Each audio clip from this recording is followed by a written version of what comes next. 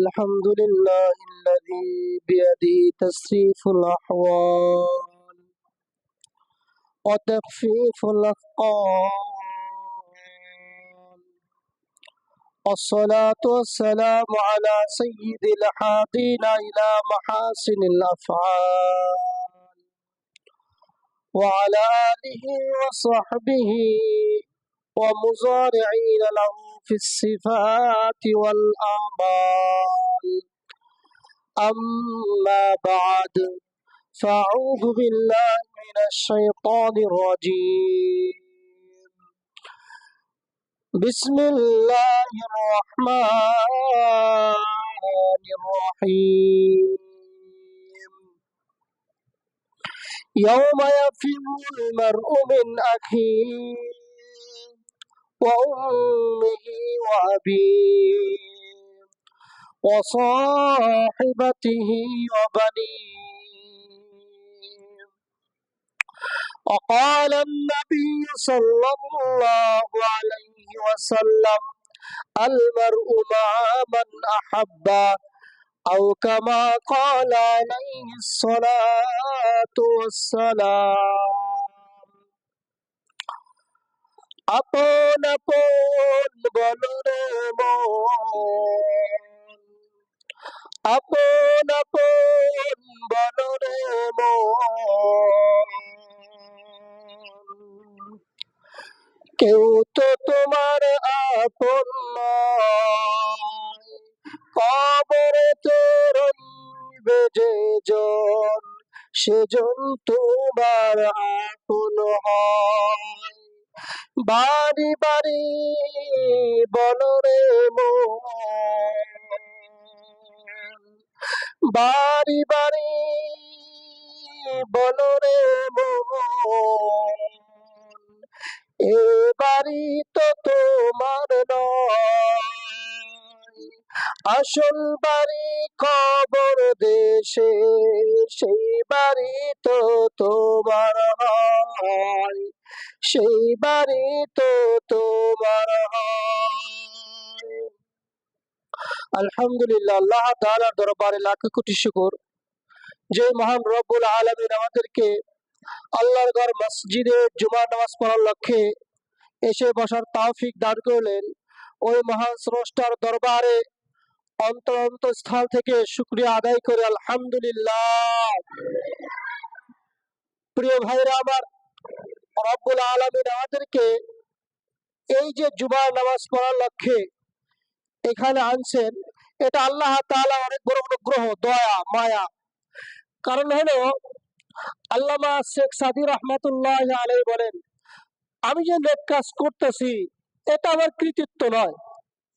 উনি বলেন যে মিন্নত মানে কে খেদমা সুলতা হামি কুনি, মিন্নত মানে কে শিনাখতাক, যে আমি আল্লাহর গোলামি করতেছি এজন্য আমি কোনো কিছু হয়েছি তা না।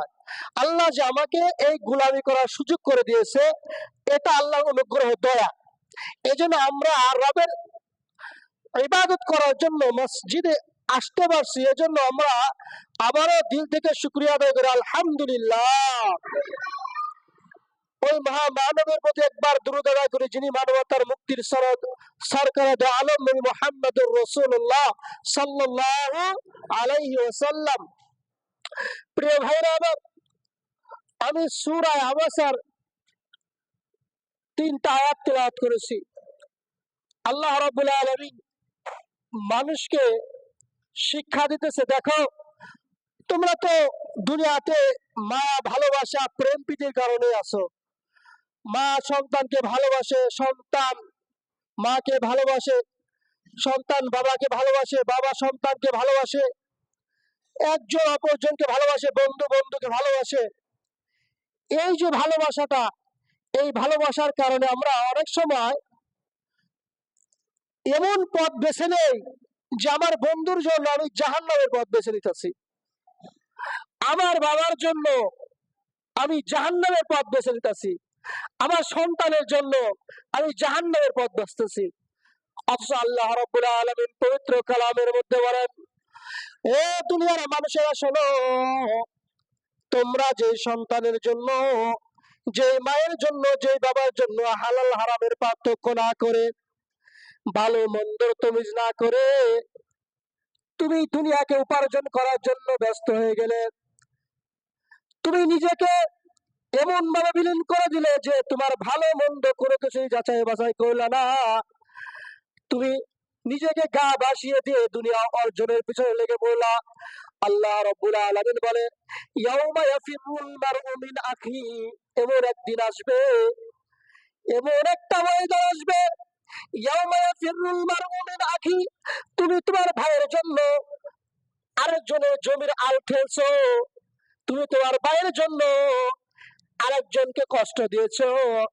কিয়ামতের ময়দানে যখন আল্লাহ রাব্বুল আলামিন যখন কহার রূপ ধারণ করে বিচার কার্যালয় শুরু করবে, সমস্ত মানুষ ইয়া নাফসি করতে থাকবে। হাসরের ময়দানটা এমন হবে যে মানুষ থেকে সোহাত উপরে সূর্য থাকবে, জমিনটা তামার হয়ে যাবে, মানুষ যার যার শরীরে ঘামে সাঁতরাইতে থাকবে, কাতরাইতে থাকবে।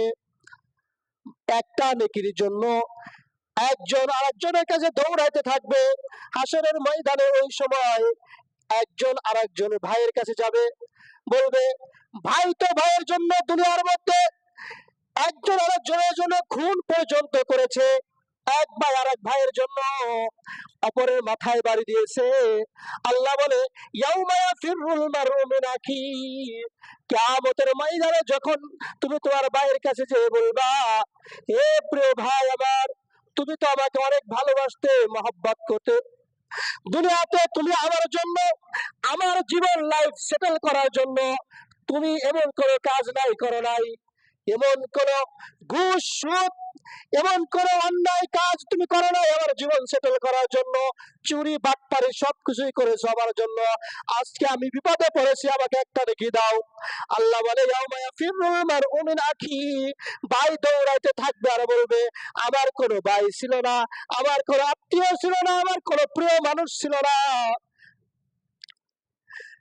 এরপরে ওই লোকটা অসহায় হয়ে ভাই যখন দৌড়াইতে থাকবে, ওয়া উম্মিহি ওয়া আবি, দুনিয়ার মধ্যে সবচেয়ে ভালোবাসার মানুষ ছিল পিতামাতা, ওয়া উম্মিহি ওয়া আবি, ওই সন্তান দৌড়াইতে দৌড়াইতে দৌড়াইতে মায়ের কাছে যাবে, মাকে যা বলবে, হে আমার মা, দুনিয়াতে তো তুমি আমার জন্য অনেক কষ্ট করেছো, আল্লাহ রাব্বুল আলামিন রহমানুর রহিম, সেখান থেকে তোমাকে একটা রেহেম দেওয়া হয়েছিল যার মধ্যে দয়া ভরপুর ছিল, তুমি তো আমি সন্তানের জন্য কত কষ্ট করেছো, 10 মাস 10 দিন আমি সন্তানের জন্য তুমি কষ্ট করেছো, এরপরে সারা জীবন আমি সন্তানের ভালোবাসার জন্য তুমি কি না করেছো মা, আজকে আমাকে একটা নেকি দাও, আমি আজকে একটা নেকি নিয়ে জান্নাতে চলে যাই। মা তখন বলবে, দুনিয়াতে আমার কোনো বিয়ে হয়েছিল না, আমার কোনো সন্তান ছিল না, মা মুখ ফিরে নেবে।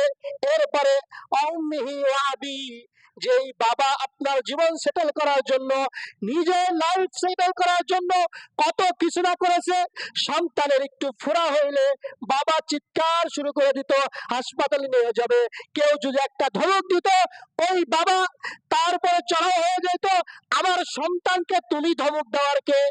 ওই দিন যখন কিয়ামতের মাঠ কায়েম হয়ে যাবে, বাবাকে যে সন্তান বলবে, ও আমার বাবা, আমি একটা নেকির জন্য আটকে গেছি, আজকে আমাকে আপনি মুক্তি করে দেন, একটা নেকি দেন, একটা নেকি দেন, আমি জান্নাতে চলে যাই।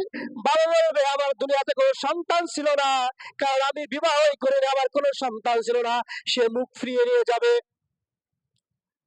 এরপরে হলো দুনিয়াতে যার জন্য বাবা মা ভাই বন্ধু সব কিছু ত্যাগ করি, অসাহিবাতিহি ওয়া বানি, ওই লোক যখন দেখবে বাবা মা আমার থেকে মুখ ফিরিয়ে নিল, আমার প্রিয় ভাই আমার থেকে মুখ ফিরিয়ে নিল, এরপরে যাবে নিজের স্ত্রীর কাছে, অসাহিবাতিহি ওয়া বানি, স্ত্রীর কাছে যে বলবে, হে আমার প্রিয়তমা স্ত্রী, দুনিয়াতে যে তোমার জন্য আমি কি না করেছি। তোমাকে বিয়ে করার পরে আমি আমার পিতা মাতাকে ছেড়ে দিয়েছি, পিতা মাতাকে বৃদ্ধাশ্রমে পাঠিয়ে দিয়েছি। আমি আমার ভাইয়ের সাথে আমার ভাইয়ের ভ্রাতৃত্বের সম্পর্ক ছিন্ন করেছি। আমি তোমার জন্য এমন কোনো কাজ নেই করি নাই। আমি জানতাম ঘুষ খাওয়া হারাম, এরপরেও আমি তোমাকে খুশি করার জন্য ঘুষ খেয়েছি। আমি জানতাম পরের আল ঠেলিয়ে জমি দখল করা এটা অন্যায়, এরপরে আমি তোর স্ত্রীকে খুশি করার জন্য এই কাজগুলো করেছি। আমি জানতাম এই কাজটা করলে আল্লাহ তাআলা আমাকে শাস্তি দিব, মনের মধ্যে এটা কাজ করতে, এরপরেও দেখতাম তুমি স্ত্রীকে খুশি করার জন্য আমি এই কাজগুলো করতাম। স্ত্রী বলবে আমার কোনো স্বামী ছিল না,